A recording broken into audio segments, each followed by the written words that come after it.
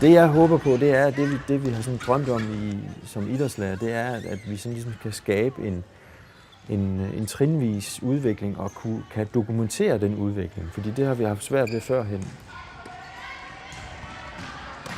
Børn har meget læring igennem det visuelle, og den læring, de har der, den ser jeg også som et potentiale at få mere af den type af læring lagt ind omkring skolen.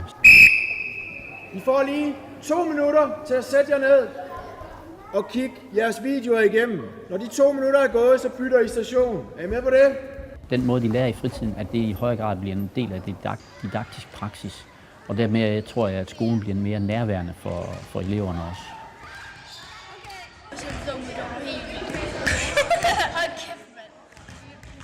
Den måde, de lærer i skolen, det er måske ikke den måde, som de lærer i deres fritid, hvor de måske i høj grad bruger video.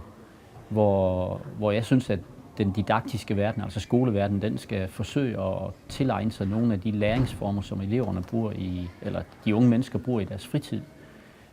Og der er det visuelle medie jo dominerende i en grad, så det næsten er uhyggeligt at tænke på. Det vi får ud af det, det er, at vi som lærer får eleverne til at reflektere mere over de ting, de laver i idrætsundervisningen.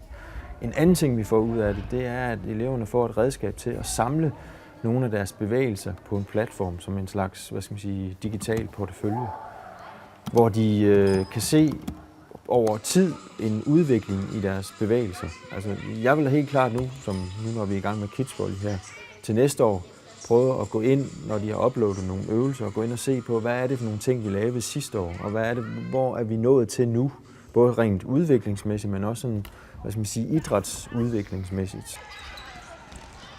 Jeg synes, der er brug for et projekt som DigiMoves, fordi hvad kan virksomheder bruge video til?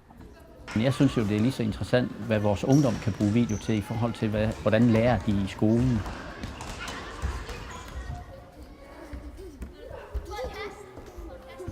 Det er sjovt, fordi at man blander idræt og teknologi sammen. Og det er vi slet ikke vant til. Man kan lære sine fejl ved det. Altså, man kan se sig selv og se, hvad det er, man gør forkert, og så kan man få hjælp af de andre.